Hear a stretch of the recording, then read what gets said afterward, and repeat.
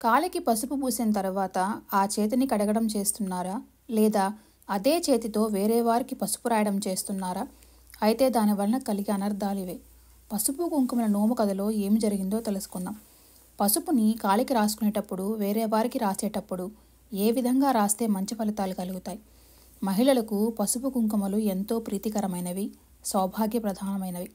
నోములు, వ్రతాలు, పూజలు సమయాలలో స్త్రీలు కాలికి పసుపు రాయటం సాంప్రదాయం, శుభప్రదం.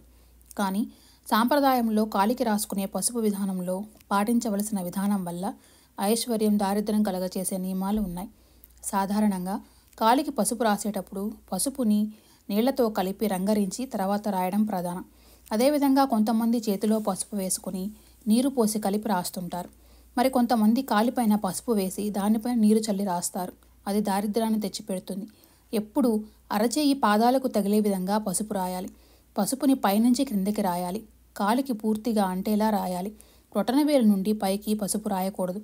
పసుపు రాసిన తర్వాత చేతిని కడగకూడదు. వస్త్రంతో తుడుచుకోవాలి. అదేవిధంగా ఒకరికి రాసిన పసుపు చేతులతో వేరొకరికి పసుపు రాయకూడదు. చేతిని శుభ్రం చేసుకున్న తర్వాతనే వేరే వారికి రాయాలి. ఇలా చేయడం ఐశ్వర్యప్రదమని శాస్త్రం చెప్తోంది. పసుపు కుంకుమల నోము పూర్వకాలం నాటి మాట. ఆ కాలమున ఒక గ్రామాన ఒక ధనవంతుడైన కోమటి ఉండేవాడు. ఆయనకు ఒక కుమార్తె కలిగింది. పెరిగి పెద్దదైనది. ఆమెను వారి కులస్థుడగు ఒక వరునికిచ్చి వివాహం చేశాడు. వివాహమైన కొన్నాళ్లకు ఆమె భర్త స్థిరత్వం లేక అస్థిరుడై, చంచలుడై, ఇంటి పట్టున ఉండక దేశ తిమ్మరలా తిరుగుతూ ఉండేవాడు. అందుకు అతని భార్య పాపం చాలా బాధపడుతూ ఉండేది. గౌరీ శంకరులను ప్రార్థించి, ఆది దంపతులారా, నా కష్టం గట్టెక్కే మార్గం లేదా అని వినయంగా అడిగింది.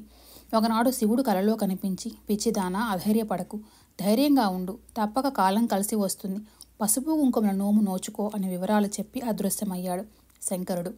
పరమేశ్వరుడు చెప్పిన విధంగా ఆమె ప్రాతకాలాన లేచి స్నానం చేసి 5 కుంచముల పసుపు, 5 కుంచముల కుంకుమ శుద్ధం చేసుకొని ముత్తైదువులకు పంచింది. పంచే సమయాన మౌనధారణ, మాట్లాడకుండా ఇవ్వటం ముఖ్యం. పంపకం పూర్తి కాగానే గౌరీదేవికి కుంకుమ పూజ చేయించి అన్నదానం చేయించింది. తాను తిన్నది. తెల్లవారేసరికి ఆమెకెదురుగా ఆమె భర్త నిలబడి ఉన్నాడు. మందహాసం చేస్తూ పరమశాంతంగా నిలబడ్డాడు. ఆశ్చర్యం, వింత, విస్మయం కలిగి ఆమె ఇది కళా, నిజమా, ఈ వ్రతమందు ఇంత అద్భుత శక్తి ఉందా అనుకుంటూ ప్రతి ఏటా చేసేది.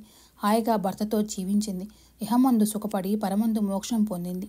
అందరూ ఈ నోము నోచవచ్చు, ఆచరించవచ్చు, ఫలం పొందవచ్చు. భక్తి శ్రద్ధల అవసరం, నమ్మకం ముఖ్యం, విశ్వాసం ప్రధానం. నాస్తికులు చేసినా ఫలితం ఉండదు. దైవమును నమ్మిన వారే ఈ నోమును ఆచరించాలి.